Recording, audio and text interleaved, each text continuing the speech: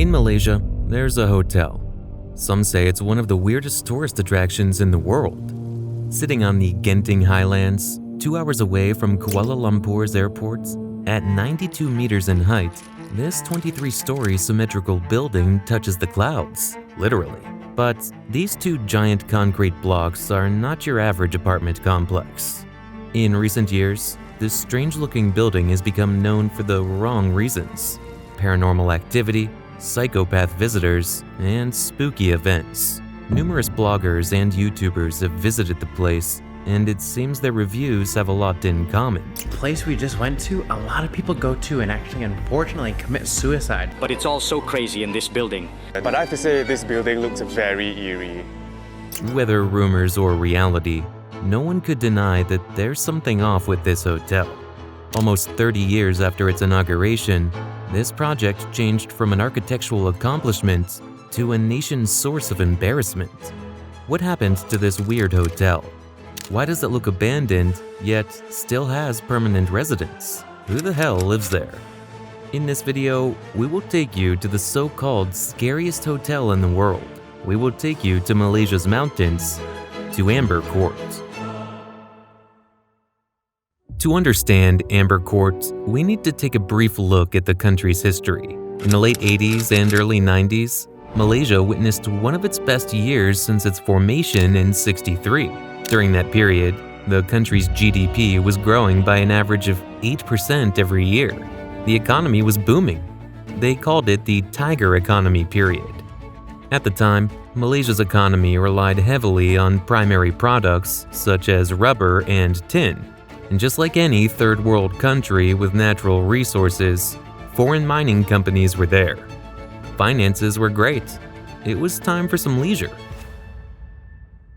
The Canadian mining company Giant Bay Resources developed together with Sama World Malaysia the new Disney-like Sama World theme park in the Genting Highlands. In 1990, Giant Bay acquired the bankrupt company Techlines Corp, which owned the land surrounding Sama World. The big project was supposed to become an entertainment pole in the region. Attraction parks, restaurants, and casinos, welcoming gamblers, mining workers, and travelers. That was when the idea of constructing the Amber Court came about. Investors thought it was a good idea to build a hotel nearby to accommodate all these Sama World Park visitors. The architects had a tough job to do. First, the site is located on a mountain, which made the design of a solid structure for the building a challenge. Second, the climate in the Genting Highlands is different from the rest of Malaysia. Colder, windier, and foggy, like really foggy. And finally, the 200-acre terrain was smaller than the projected functions to be injected in it. However, the designers had a plan. The hotel's design involved two symmetrical 23-story apartment towers. The first 3 levels were car parks, and the other 20 were apartments of various sizes: 1, 2, and 3-bedroom condos. Parkview with blocks A, B, and C, and Hillview with blocks D, E, and F, with half-circular balconies to maximize the exposure to the view. Between the 2 towers, 2 levels of retail podiums were placed, where boutiques, grocery stores, and other conveniences would later be placed. Since the project's location was isolated, Amber Court needed to have all the amenities for both occasional visitors as well as long-term tenants, all in one place. The buildings reached a height of approximately 92 meters, a total of 741 apartments, and a cost around $25 million. Construction began in October 1990, and Amber Court opened its doors in '96. The freehold apartments were marketed under the slogan, "Cool investment, hot returns." Purchasers of apartments were mainly Malaysian and Singaporean investors and other foreign companies. So far, the Amber Court story is not different from any other real estate development project. So, what went wrong? 1997 was the year things went wrong for most of the Southeast Asian countries. It was the year the Asian financial crisis took place. It all started in Thailand after the financial collapse of the Thai baht, where the Thai government was forced to float the baht due to a lack of foreign currency. This resulted in an international chain reaction where Southeast Asian countries' economies started falling one after the other like dominoes. With both tourism and the overall economy going down, many private owners couldn't keep up with service and maintenance expenses, which made the hotel difficult to manage. In addition, the wet and foggy climate in Genting Highlands made things a lot worse. Red-colored algae or mold started growing on the facades of the two towers, giving it the creepy abandoned look. Elevators stopped working, deported migrants left their cars to rot in the building's parking lots, rooftop pipes started leaking, structural problems, roads got blocked, and the list goes on. In just a few years, the project that was supposed to put Malaysia on the map turned out to be the country's next big problem. The deterioration of the hotel was a big concern, but what was happening in the hotel was even worse. Over the last decade, numerous stories involving shady behavior taking place in the hotel surfaced on the internet.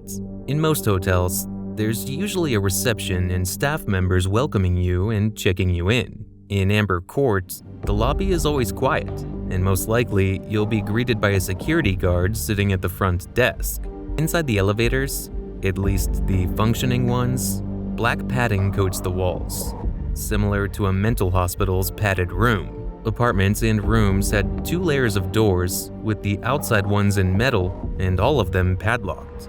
Since it's almost impossible to fully secure the building, tenants and visitors are forced to padlock their rooms, both while being inside and outside their condos. There have been many stories where tourists felt like they were being constantly followed and watched during their stay. If someone bolted it shut, how did they get out?